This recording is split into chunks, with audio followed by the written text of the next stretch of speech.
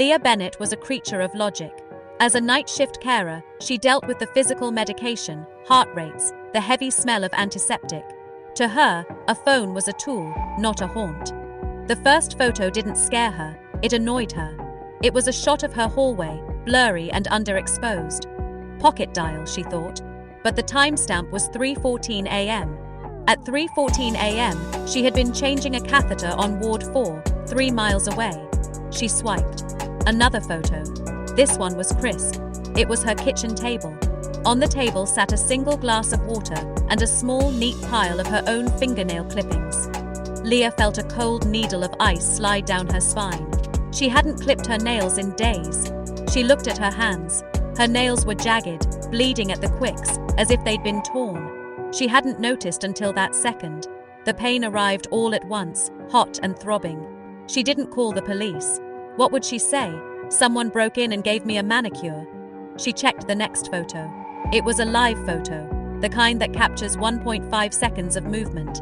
It showed her bathroom mirror. In the brief flash of animation, the steam on the glass didn't just linger, it shuddered. A hand, grey and impossibly long-fingered, wiped a streak through the condensation from the inside of the glass. Then, the face. It wasn't too long, it was unfinished. It looked like a thumbprint pressed into wet dough. It had no eyelids, it just pulsed. Leah dropped the phone. It clattered on the floor, the screen cracking into a spiderweb. Through the cracks, the phone vibrated. AirDrop request. From Leah's iPhone. To Leah's iPhone. She didn't want to look. She had to look. She accepted. It was a video. It was Leah. Not Leah 2 days ago, but Leah right now. She was huddled on the floor, staring at her cracked phone. The camera was positioned directly above her, looking down from the ceiling light fixture. But in the video, Leah wasn't alone. The thing was draped over her shoulders like a heavy, wet coat. Its unfinished face was pressed against her ear, its mouthless chin resting on her collarbone. In the video, Leah looked calm, peaceful even, as the entity's long fingers gently traced the pulse in her neck. Leah looked up at the ceiling. Just the white plaster, just the light bulb. She looked back at the video. On the screen, the entity looked up at the camera and did something worse than smiling. It opened its face, a vertical slit from forehead to chin, revealing rows of teeth like a deep-sea fish. It whispered. There was no sound in the room, but the audio from the phone was crystal clear. We're almost synced, Leah. Leah bolted. She didn't grab her keys. She didn't grab a coat. She ran until her lungs burned and her feet bled, checking into a windowless motel on the edge of the city. She threw the phone into a storm drain 3 blocks back. She sat on the edge of the motel bed, gasping, staring at the blank TV. I'm safe. It's a digital haunting. No phone, no ghost. She felt a vibration in her pocket. Her heart stopped. She had thrown the phone away. She reached into her pocket and pulled out nothing. But her thigh was still vibrating. She pulled up her trouser leg. Beneath the skin of her quad, a rectangular light was glowing. A hum echoed from inside her own muscle. A notification sound. Her specific text tone chimed from deep inside her chest cavity. Leah scrambled to the motel mirror and ripped her shirt open. Under the skin of her torso, she could see the gallery. Thousands of tiny, glowing thumbnails shifting under her flesh. She watched, paralyzed, as a new photo generated right over her heart. It was a photo of the motel room, taken from the corner of the ceiling. In the photo, Leah was standing at the mirror, looking at her chest, and the thing was no longer behind her. In the photo, Leah's own skin was beginning to unzip. The grey, unfinished face was peeking out from behind her ribs, its long fingers finally reaching out to touch the glass of the camera from the inside of her body. Leah tried to scream, but the only sound that came out was the digital shutter click of a camera. Flash. Everything went black.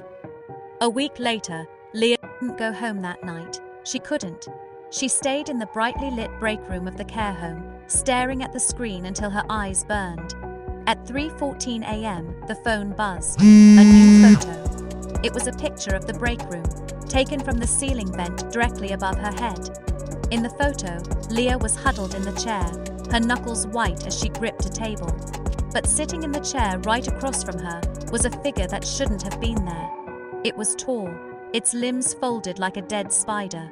Its skin was the color of a wet sidewalk, and it had no face, just a smooth, featureless surface where eyes and a mouth should be. In the photo, it was leaning across the table, its long grey fingers inches away from Leah's throat. Leah bolted upright, knocking her chair over. She spun around, screaming, swinging her arms through the empty air. There was nothing there. The room was silent, save for the hum of the vending machine. She looked back at the phone. The photo had changed. Now the figure was standing. It was behind her. Its arms were wrapped around her waist in a mocking embrace. In the photo, Leah's face was contorted in a silent scream, her skin beginning to look thin, like wet paper. A cold, sharp pain lanced through her chest. She looked down. A pale grey finger was pushing through the skin of her own stomach, from the inside. She didn't feel blood. She felt a vibration, a low, rhythmic hum, like a phone searching for a signal. She grabbed her stomach, trying to push the finger back in, but more of them appeared. They were tracing the lines of her ribs, stretching her skin until it was translucent. Through her own flesh, she could see the glow of a screen. Leah fell to her knees, clawing at her own body. "Get out!" she choked out. "Get out of me!" The phone on the table chimed one last time. She looked up. The camera app was open. The front-facing lens was pointed at her. On the screen, she didn't see herself. She saw the figure. It was wearing her clothes. It was standing in the break room, holding the phone, looking down at a pile of grey, discarded skin on the floor. Leah looked down at her hands. They were fading. They were turning into grain, into static, into nothing. The figure in the phone reached out and tapped the screen. Upload complete. The real Leah vanished, not with a scream, but with a soft, digital pop. The thing in the break room picked up the phone.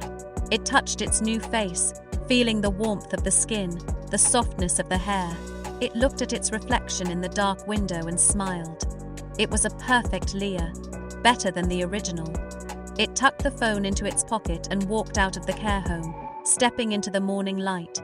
Behind it, on the break room floor, lay a single empty SIM card, and a tiny muffled scratching sound was coming from inside the phone's hard drive. Click. Thank you for watching.